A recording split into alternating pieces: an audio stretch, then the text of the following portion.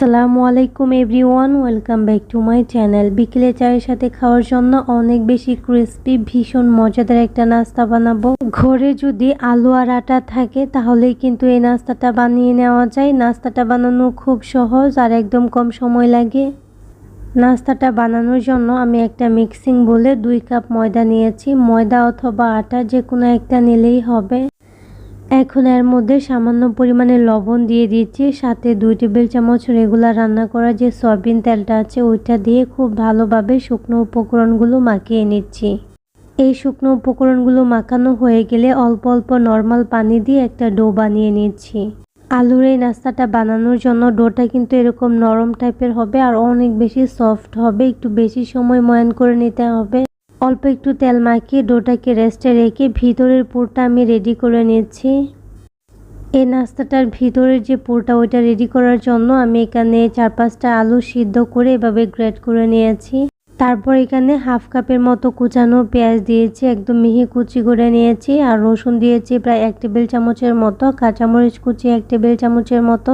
ঝালটা যে যার পছন্দ মতো অ্যাড করবেন, স্বাদ মতো লবণ, সাথে আমি হলুদের গুঁড়া, মরিচের গুঁড়া, চাট মশলার গুঁড়া, সাথে অল্প একটু তেল, ধনিয়া পাতা দিয়ে খুব ভালোভাবে মিশিয়ে নিচ্ছি। আর এই মিশ্রণটা খুব ভালোভাবে মিশিয়ে একটা সাইডে রেখে দিব। যারা অনেক বেশি ঝাল খেতে পছন্দ করেন তারা এখানে চিলি ফ্লেক্স দিতে পারেন। এখন এটাকে একটা সাইডে রেখে দিচ্ছি। আগে থেকে যে ডোটা রেডি করে রেখেছিলাম এটা দেখেন অনেক বেশি সফট হয়েছে রেস্টে রাখার ফলে। একটা লেজি হাতে নিয়ে ঠিক এভাবে একটু চওড়া করে নিচ্ছি। মাঝখানটা একটু মোটা থাকবে আর সাইডগুলোকে পাতলা করে নিচ্ছি। ভিতরে আমি পুরটা পরিমাণ মতো দিয়েছি, চাইলে একটু বেশি পরিমাণেও দিতে পারেন। এখন সাইডের যে অংশগুলো আছে টেনে টেনে এভাবে সিল করে নিব। এটা বানাতে কোনো রকম বেলাবেলি ঝামেলা করা লাগবে না, হাতেই কিন্তু এই নাস্তাটা বানিয়ে নেওয়া যায়। এখন খুব ভালোভাবে পিছন সাইডে সিল করে তারপর এভাবে হাত দিয়ে চেপে চেপে একটু বড় করে নিচ্ছি। তো তৈরি হয়ে গেল আমাদের একটা নাস্তা। এইভাবে বাকি যে নাস্তাগুলো আছে সবগুলো বানিয়ে নিয়েছি। এগুলাকে পুরিও বলতে পারেন, তবে পুরিগুলো একটু পাতলা হয়। আমি আজকে যে নাস্তাটা বানিয়েছি একটু মোটা করে বানিয়েছি, এতে করে এটা অনেক বেশি ক্রিস্পি হয় আর খেতে অনেক বেশি মজা লাগে।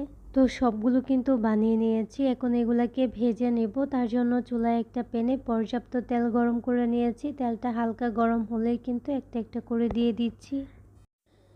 কিছুক্ষণ পর আমি এগুলাকে উল্টে পাল্টে সুন্দর একটা গোল্ডেন ব্রাউন কালার করে ভেজে নিয়েছি।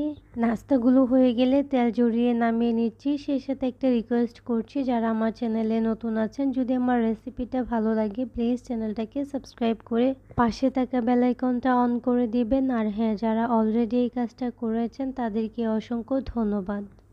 তো সবগুলো কিন্তু নাস্তা হয়ে গেছে, তেল ঝরিয়ে উঠিয়ে নিয়েছি। একটা একটু ভেঙে দেখাচ্ছি নাস্তাটা কতটা পরিমাণে ফুলকো আর মজার হয়েছে। আপনারা কিন্তু এটা দেখে বুঝতে পারবেন এটা অনেক বেশি মজার হয়েছিল খেতে। অবশ্যই একবার হলো এভাবে বানিয়ে দেখবেন, অতিরিক্ত মশলার দরকার নাই।